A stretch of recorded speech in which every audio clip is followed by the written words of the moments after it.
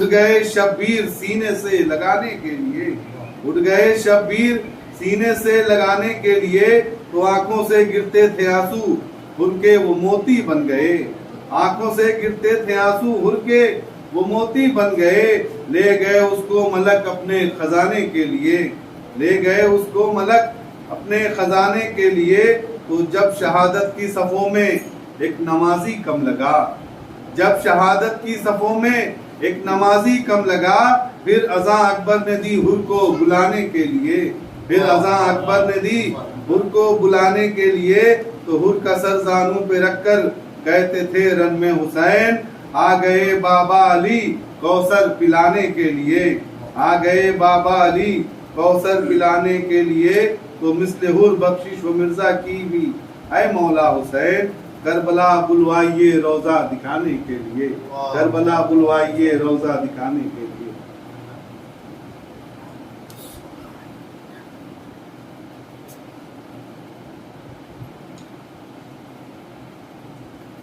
اللہم صلی علی محمد و آل محمد۔ رحم اللہ من قرأ سورة الفاتحة۔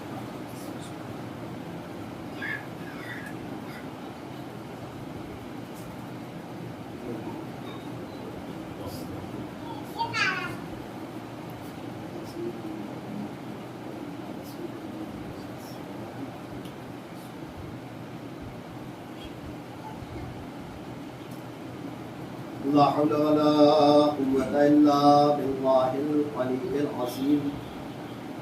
أعوذ بالله من الشيطان اللعين الرجيم، بسم الله الرحمن الرحيم۔ الحمد لله رب العالمين، والصلاة والسلام والتحية والإكرام، مولده بمكة وحجرته بطيبة، على بها ذكر خاشع وموضعة الشافع، أرسله بالدين المشهور والكتاب المسطور والعلم المعصور، مولانا ومقتدانا وحادينا أبي القاسم محمد وعلى آله الطيبين الطاهرين المعصومين المظلومين، ولعنة الله على أعدائهم أجمعين وبيننا هذا إلى قيام يوم الدين۔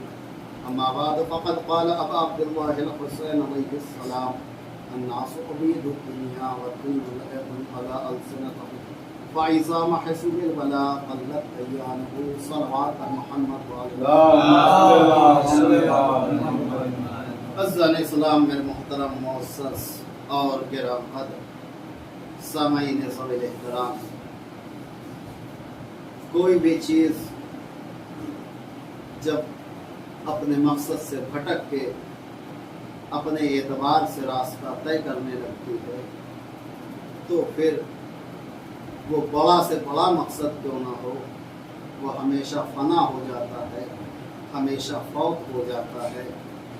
اور عزیزو، یہی حال ہوا اسلام کے ساتھ کہ آیا اسلام ایک تھا، لیکن جب ہم نے اپنی ذمہ داریوں کو نہیں سمجھا تو وہ 73 حصوں میں بٹ کے رہ گئے۔ ورنہ اسلام ایک تھا، نبی ایک تھے، پیغمبر ایک تھے، قرآن ایک تھی، ساری چیزیں ایک تھی، تو یہ 73 حصے بنے کیوں؟ کہا 73 حصے بنے اس لیے کہ سب نے اسلام کو اپنے فائدے کے اعتبار سے استعمال کیا۔ کسی بھی فرقے میں آپ جا کے پوچھیے تو وہ یہ نہیں کہے گا کہ ہم غلط ہیں، اور ہر فرقہ یہی بتا رہا ہے کہ ہم صحیح ہیں۔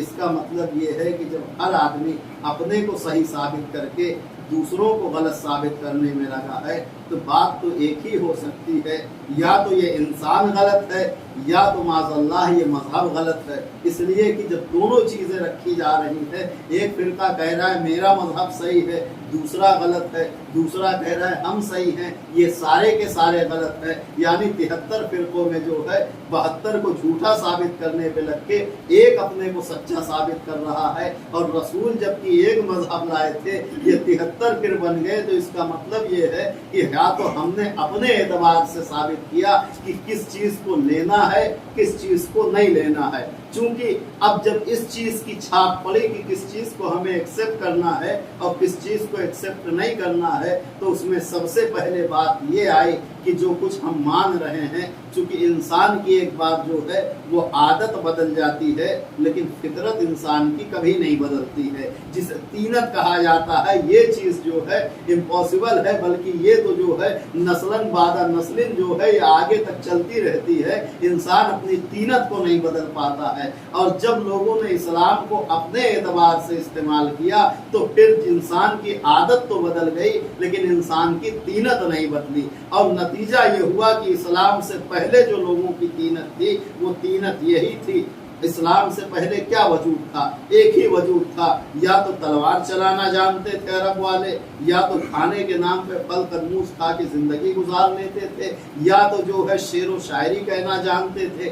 कुरान आया तो शेर व शायरी इनकी गूंगी हो गई, हैदर कर्रार आए तो इनकी जो है फिर तलवारबाजी का जोर खत्म हो गया। अब अजीजों ये बदल तो गए, लेकिन चूंकि इस्लाम आने से पहले इनकी जिंदगी इसी एतबार से चल रही थी। और कुछ होता था तो चलो बुतों के सामने झुका लिया जाता था सर, ये इंसान की पस्ती का नतीजा था, अपने हाथ से जिसे बनाया उसी के सामने खुद सर झुका रहे हैं, तो ये इनकी आदत थी। अब रसूल इस्लाम लेके आए तो कुछ तो मोहब्बत में मुसलमान हो गए कि जिनको चाहिए था इस्लाम, वो बड़े दूर दराज तकलीफें बर्दाश्त करते हुए जहमतें उठाते हुए आ गए। अब जो उनको इस्लाम मिल गया तो उन्होंने कहा अब हम इसको छोड़ने वाले नहीं हैं। लेकिन वो लोग कि जिनको बुत परस्ती से मोहब्बत थी, जिनकी तीनत बन गई थी, उनके बाप दादा यही करते हुए चले आ रहे थे, अब जब उनको मजबूरन इस्लाम लेके आना पड़ा तो अब उन्होंने इस्लाम के जायजे को गौर किया कि इस्लाम को हम किस एतबार से माने कि यह हमारे ही जैसा मजहब रह जाए, जैसे हम पहले करते थे वही हम आज भी करते रहे, हमारा कुछ बदलने ना पाए।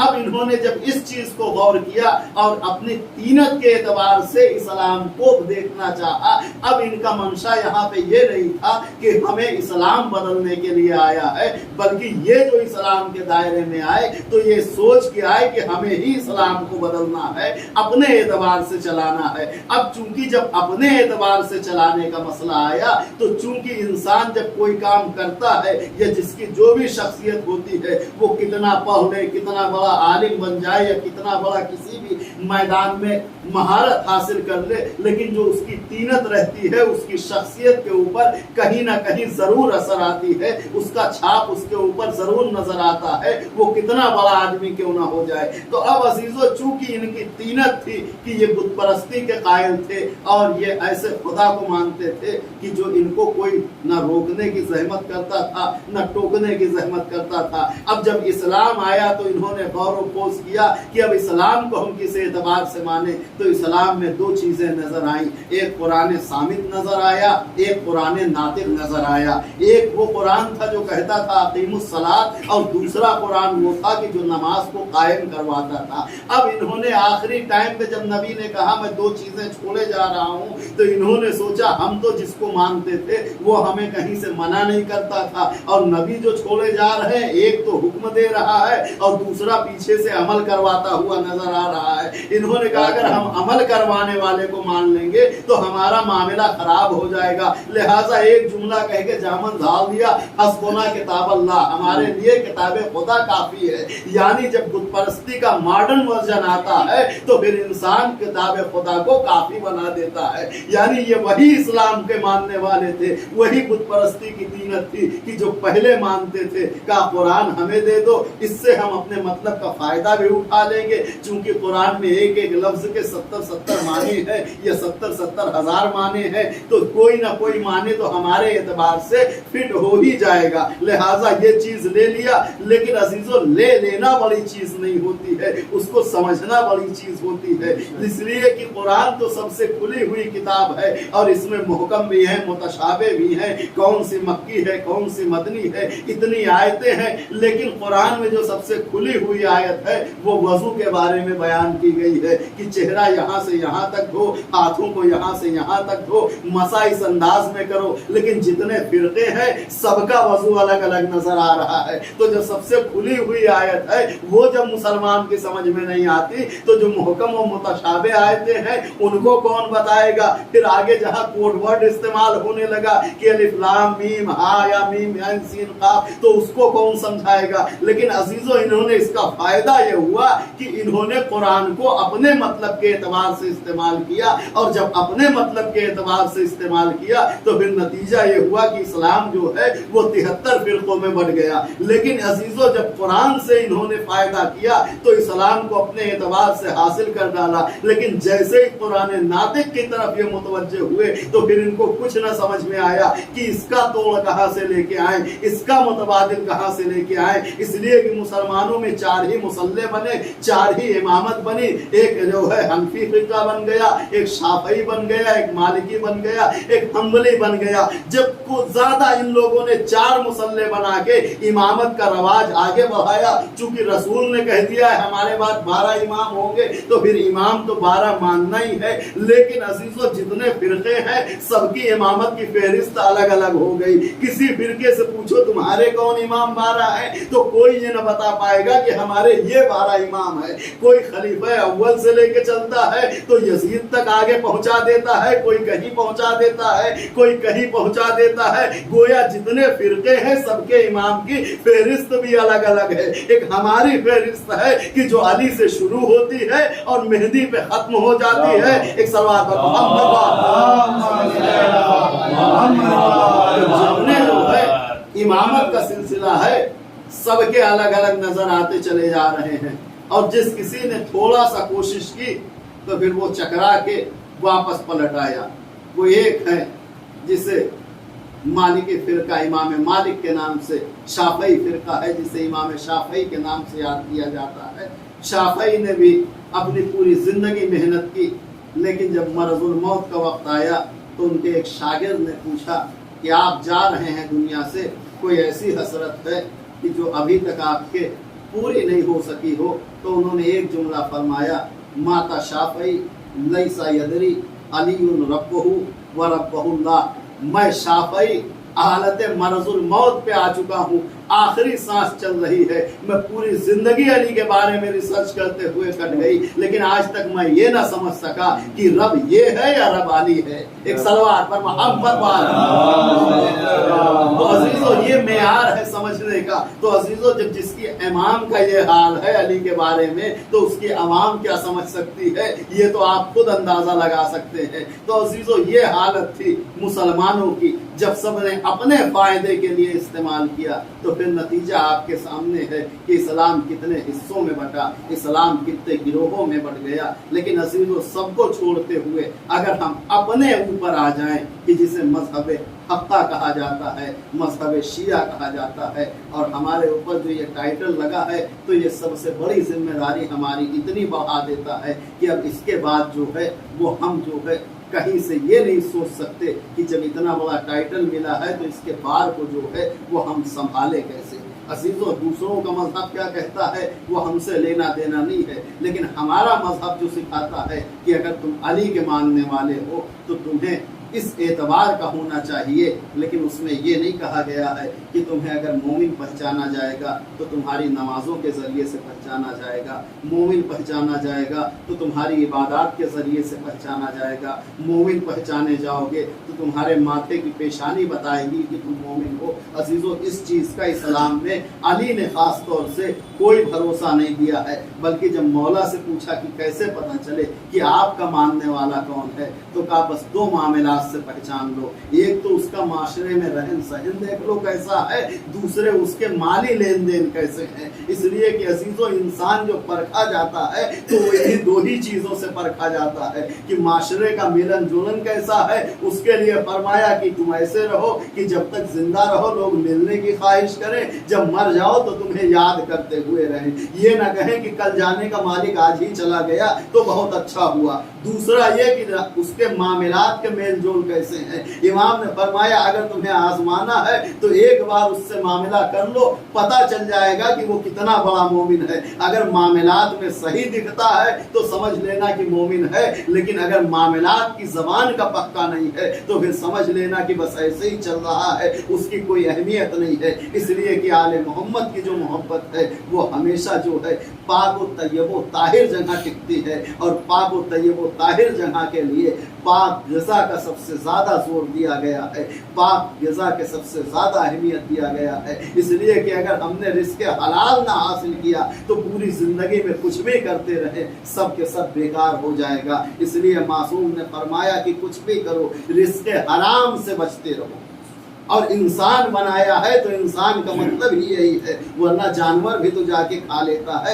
जहाँ भाई उसको सब्जी बिक रही है, भूख लगी, उसने ठेले पे हाथ डाला और खा के चला आया, फिर हम में और उसमें फर्क क्या रह गया। हमें इंसान बनाया है तो यही जरूरी है कि रिज़्क़ हलाल का और हराम का हम ख्याल रखें, और अगर हम ये नहीं रख पाते हैं तो फिर हमें इंसान कहलाने का हक नहीं है, हमें आदमी कहलाने का हक नहीं है। और रिज़्क़ हराम की कितनी बुरी सिफत, कितनी बुरी वो असर होता है। इसलिए कि रिज़्क़ हराम जो है वो जो सबसे पहला असर डालता है वो आले मोहम्मद की विलायत से हमें दूर कर देता है। इसलिए कि आले मोहम्मद की विलायत वहीं पे ठहरती है कि जहाँ पे रिज़्क़ हलाल की ग़िज़ा की परवरिश होती है। इसलिए कि अगर आप उलमा के वाक़यात या बड़े बड़े जो दानिश्वरान गुजरे हैं उनकी ज़िंदगी का मुतालिया करेंगे तो फिर आप अंदाज़ा लगाएंगे कि रिज़्क़ हलाल का जो है कितनी ज़्यादा अहमियत है। दो भाई गुजरे हैं, आयतुल्लाह सैयद रज़ी और आयतुल्लाह सैयद मुर्तज़ा, जिन्होंने पूरी नहजुल बलागा की शरह लिखी है। ये दो भाइयों का हाल क्या था, का रिज़्क़ हलाल का कितना असर होता है, का इन दोनों भाइयों का हाल ये था कि बड़ा भाई अपने दिल में क्या सोच रहा है छोटे भाई को पता चल जाता था। और ये वो दो आलिम दीन गुजरे हैं कि जिनको बीबी ज़हरा ने खुद अपना बेटा कहा। इसलिए कि जो इनके उस्ताद थे कि माँ ने सोचा कि कल ले जाके अपने बच्चों को उस्ताद के हवाले कर दूंगी और उनसे कहूँगी तुम इनको तालीम दो। तो रात में उस उस्ताद ने ख्वाब में देखा कि बीबी ज़हरा तशरीफ़ लाई हैं और फरमाती है शेख कल से हमारे दो बच्चे तुम्हारे यहाँ इल्म दीन हासिल करने के लिए आएंगे, तुम उन्हें तालीम देना। यानी इस मकाम पे पहुँचे हुए आलिम दीन है कि जिसको बीबी अपना बेटा कह रही है। और अजीज़ों, इन दोनों भाइयों ने जब इल्म दीन हासिल करके उस मकाम पे पहुँचे हैं तो हालत क्या है का इतना ज़्यादा रूहानियत पे आरिफ बिल्लाह हो चुके थे कि बड़ा भाई क्या सोच रहा है, छोटे भाई को इल्म हो जाता था। और छोटा भाई क्या सोच रहा है, बड़े भाई को खुद ब खुद इल्म हो जाता था। नतीजा ये हुआ कि एक दफ़ा जो है नमाज पढ़ा रहे थे कि पीछे से छोटे भाई ने जो है वो फुरादा की नीयत कर ली। नमाज तमाम हुई तो फिर बड़े भाई ने पूछा कि तुमने बीच नमाज में जो है वो जमात की नीयत तर्क करके फुरादा की नीयत क्यों कर ली। तो एक मरतबा छोटे भाई ने जवाब दिया कि बात ऐसी थी जब आप नमाज पढ़ा रहे थे तो जो जोहर के पहले जो है एक आए थे मसला पूछने के लिए, आपका जहन उस मसले की तरफ चला गया था। जैसे ही आपका जहन उस मसले की तरफ गया मैंने नमाज जमात को तर्क करके फुरादा की नीयत कर ली, इसलिए कि आपका जहन जो है वो थोड़ा सा उधर हो गया था। असीज़ो, अम्मा घबरा गई कि इन बच्चों का किया क्या जाए, इसलिए कि एक दूसरे की बात को जो है अपने अंदर जज्ब कर ले रहे हैं। जाके फिर उन्हीं उस्ताद से पूछा कि हालत ये हो गई है कि मैं परेशान हूँ, अब क्या किया जाए। तो उनके उस्ताद ने जवाब दिया कि ऐसा करो, बाजार से एक रोटी खरीद के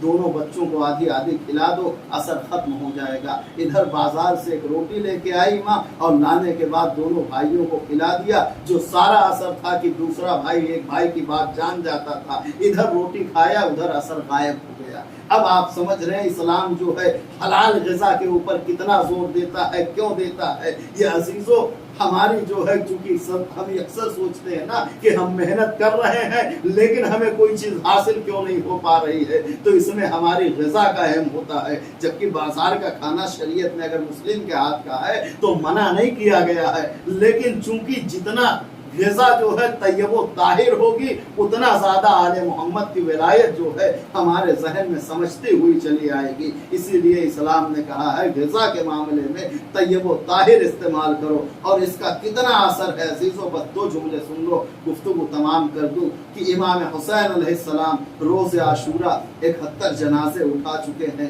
उसमें भी अकबर जैसा जनाजा है, उसमें भी कासिम जैसा जनाजा है, उसमें भी असगर की कब्र बना चुके हैं। अब इंसाफ से बताओ अज़ादारों, क्या हुसैन को जीने की तमन्ना है या ज़हरा का लाल इस अंदाज इंतजार में है कि अब मुझे और जीना है? लेकिन नहीं, जब हुसैन ने इत्माम हुज्जत किया है तो एक ही जुमला फरमाया, तुम मुझे कत्ल क्यों करना चाहते हो? क्या मैंने हराम मोहम्मदी हलाल कर दिया है या हलाल मोहम्मदी हराम कर दिया है? तो आवाज आई बुग़्ज़ का ले अबी हुसैन, हम तुमको तुम्हारे बाबा के बुग़्ज़ में कत्ल कर रहे हैं। तब ज़हरा के लाल ने फरमाया, ए कूफियों और शामियों, मुझे पता है कि मेरी बातों का तुम्हारे ऊपर भरोसा नहीं होने वाला है, इसलिए कि तुम्हारे शिकम जो है वो हराम ग़िज़ाओं से भरे हुए है। तो अजीज़ों, आले मोहम्मद की विलायत जो है वो हमेशा रिज़्क़ हलाल का ख्याल रखना ज़रूरी है। और ज़हरा का लाल हमें रुख़्सत आखिर भी कि जहाँ पे हुसैन इंसान सब्र करना भूल जाए, वहाँ पे हुसैन शुक्र कर रहे हैं। और एक ही ख्याल है कि किसी एतबार से मेरे नाना की गुनहगार उम्मत की जो है वो इस्लाह हो जाए। लेकिन हाज़ादारो, हुसैन की मुसीबत खत्म हुई, लेकिन 11 मुहर्रम से ज़ैनुल आबदीन की मुसीबत शुरू हो गई। जब भी किसी ने पूछा मौला सबसे ज्यादा मुसीबत कहाँ पड़ी, तो मेरा इमाम एक ही जुमला कहता था, अशाम अशाम अशाम। क्यों अजीजों, जब पूछा मौला करबला में बाबा मारा गया, करबला में भैया मारा गया, करबला में भरा घर उजड़ गया, एक मर्तबा इमाम रो के फरमाते थे, हाँ ठीक कहते हो, मेरा बाबा मारा गया, मेरा भाई मारा गया, मेरा भरा घर उजड़ गया, लेकिन इतना बताओ इंसाफ से कि मेरा बाबा कितनी मर्तबा शहीद हुआ? का मौला एक मर्तबा शहीद हुआ। मेरा भैया कितनी मर्तबा शहीद हुआ? का एक मर्तबा शहीद हुआ। का लेकिन मैं ज़ैनुल आबदीन करबला से लेके कूफा तक और कूफा से लेके शाम तक मैं बार बार शहीद होता रहा। किसी ने मेरी बहन सकीना को तमाचे मारे, ज़ैनुल आबदीन शहीद हुआ। मेरी फूफी के सर से चादर छिनी, ज़ैनुल आबदीन शहीद हुआ। अज़ादारो, इमाम खुद फरमाते हैं कि बाजार कूफा और शाम में अगर सज्जाद इमाम न होता तो सज्जाद मर जाता। जज़ाकुम रब्बुकुम खैरल जज़ा, खुदा कोई गम न दे सिवाय गम मज़लूम करबला के। अज़ादारो, रवायत कहती है ये काफिला चलते चलते उस मकाम पे पहुंचा कि जहां पे आले मोहम्मद के काफिले को अब हुक्म ये हुआ कि अब असीर करके जिंदाने शाम में डाल दिया जाएगा। अज़ादारो, मेरा लाखों सलाम हो बीबी ज़ैनब की ज़ात के ऊपर, बीबी सकीना की ज़ात के ऊपर कि जिन्होंने इस्लाम को उस अंदाज में परवान चढ़ा दिया। इसलिए कि जब ज़ैनब आई है शाम के अंदर तो हालात क्या थे, काश तमाशाइयों का मजमा था, लोग सदके की खजूरें बरसा रहे थे, लोग ईद मनाने के लिए इकट्ठा थे। लेकिन साल भर के बाद अब जो ज़ैनब जा रही है तो यही लोग जो है वो तमाशाई बन के नहीं बल्कि ज़ैनब को अलविदा करने के लिए आए हैं। और इस एक साल में ज़ैनब ने इस अंदाज में बदला। लेकिन अज़ादारों, काफिला जिंदाने शाम में साल भर तक कैद रहा है,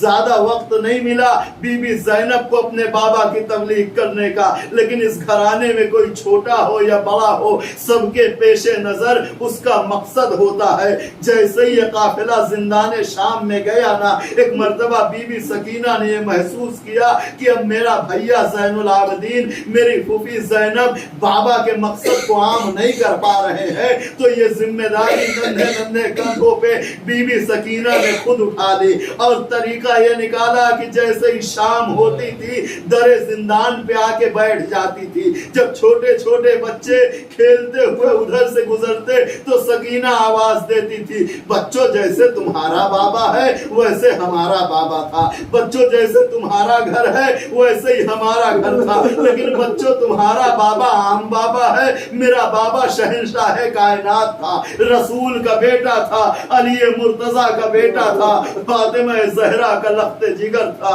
عزادارو جب یہ بچے گھر جاتے تھے اور جا کے اپنے والدین سے پوچھتے تھے یہ علی مرتضیٰ کون ہے، یہ رسول خدا کون ہے، یہ فاطمہ الزہرا کون ہے، تو ایک مرتبہ والدین پوچھتے بچوں ایسا کیوں پوچھ رہے ہو؟ تو بچے جواب دیتے کہ ہم نے زندان کے دروازے پہ ایک بچی دیکھی ہے جو اپنے آپ کو یتیم کہتی ہے، اور اس کی نشانی یہ ہے یتیمی کی کہ اس کے کان کی لویں پھٹی ہوئی ہے، اس کے رخسار کے اوپر تیر کے نشان ہے، اس کے کرتے کا دامن جلا ہوا ہے۔ عزادارو جیسے یہ خبر دھیرے دھیرے پھیلنے لگی کہ جو گھرانہ قید ہے وہ باغیوں کا گھرانہ نہیں ہے بلکہ وہ رسول کا گھرانہ ہے، وہ علی کا گھرانہ ہے۔ اب عزادارو روایت کہتی ہے کہ دھیرے دھیرے اب شام کی عورتیں بھی آنے لگی، اب شام کے مرد بھی آنے لگے۔ عزادارو روز ڈیلی شام میں مجلس برپا ہوتی تھی، سننے والے سامعین شامی ہوتے تھے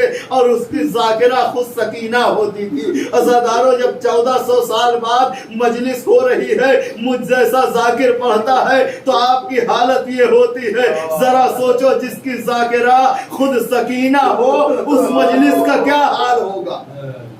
حالت یہ ہو گئی کہ پورا دمشق جو ہے روز شام کو الٹ آتا تھا دروازے زندان پہ، لیکن ایک شام کو جب بچے آئے تو کیا دیکھا، وہ بچی نہیں موجود ہے بلکہ جو ہے ایک قیدی ہے جو آنکھوں سے خون برسا رہا ہے، ہاتھوں میں ہتکڑیاں ہیں، پیروں میں بیڑیاں ہیں۔ ایک مرتبہ رو کے فرمایا بچوں نے وہ ہماری دوست کہاں گئی جو روز ہمیں کہانی سناتی تھی؟ اے بچوں تم نے آنے میں دیر کر دی، ابھی ابھی میں نے انہی بنے ہاتھوں سے اپنی بہن کو دفن کیا ہے۔ عزادارو پورا مجمع زندان شام سے اٹھا، دارالامارہ گھیر لیا۔ یزید باہر آ، یزید باہر آیا کہا اے یزید وہ بچی بھی مر گئی کہ جو کہانی سناتی تھی۔ یزید کہتا ہے کون بچی؟ سنو گے عزادارو، اب وہ مجمع بتاتا ہے وہی بچی کہ جس کے کرتے کا دامن جلا ہوا تھا، جس کے چہرے پہ نیل کے نشان تھے۔ یزید گھبرا گیا، اے زین العابدین ہم تمہیں رہا کرتے ہیں، چاہو تو یہاں رہو، چاہو تو مدینے چلے جاؤ۔ میرا لاکھوں سلام ہو اس بی بی سکینہ پہ کہ جس نے شام کے اندر اپنے بابا کی شہادت۔ انا للہ و انا الیہ راجعون، رضا بقضائہ و تسلیما لامرہ۔ اللهم خص انت ولا ظالم الله من المبتدع به ولد ثم الثاني والثالث والرابع. اللهم لن يزيد ابن معاوية خامسة ولن عبيد الله ابن زياد وابن مرجانة وعمر ابن سعد والشمر وآل ابي سفيان وآل زياد وآل مروان ولعن الله قاضي شريح الى يوم القيامة. ایک سورہ فاتحہ سید محمد اکبر ابن محمد اصغر صاحب، سیدہ بانو بنت سجاد حسین۔